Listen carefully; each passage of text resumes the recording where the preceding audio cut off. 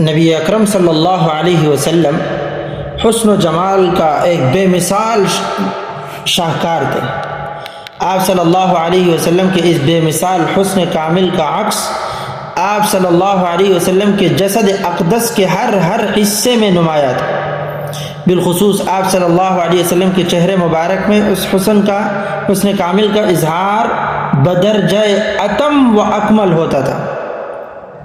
جب آپ صلی اللہ علیہ وسلم مسرور ہوتے اور مسکراتے تو آپ صلی اللہ علیہ وسلم کے حسن طابع میں مزید اضافہ ہو جاتا، جس سے ارد گرد کے در و دیوار پر نور کی کرنیں منعکس ہو جاتی اور پورا ماحول یکسر تبدیل ہو جاتا۔ صلی اللہ علیہ وسلم آپ صلی اللہ علیہ وسلم کا چہرہ مبارک آپ صلی اللہ علیہ وسلم کے جسم اطہر کا وہ حسین ترین حصہ تھا کہ جس کی زیارت سے اہل ایمان کے قلوب میں عظمت الہی اور محبت الہی مزید اجاگر ہوتی اور ایمان کی روشنی میں مزید اضافہ ہوتا، جبکہ غیر بھی اگر ایک بار زیارت کر لیتے تو منصف مزاج افراد بلا جھجک آپ صلی اللہ علیہ وسلم کی صداقت اور حقانیت کی گواہی دیتے۔ وہ علی الاعلان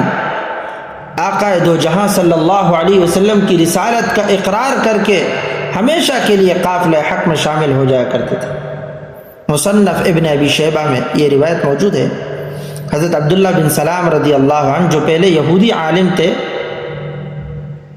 فرماتے ہیں فلما نظرت الیہ عرفت ان وجہہ لیس وجہ کذاب۔ اللہ اکبر۔ فرمایا جب میں نے نبی اکرم صلی اللہ علیہ وسلم کے چہرے کو دیکھا تو میں یہ جان گیا کہ ان وجہہ لیس وجہ کذاب، کہ یہ کسی جھوٹے کا چہرہ نہیں ہو سکتا۔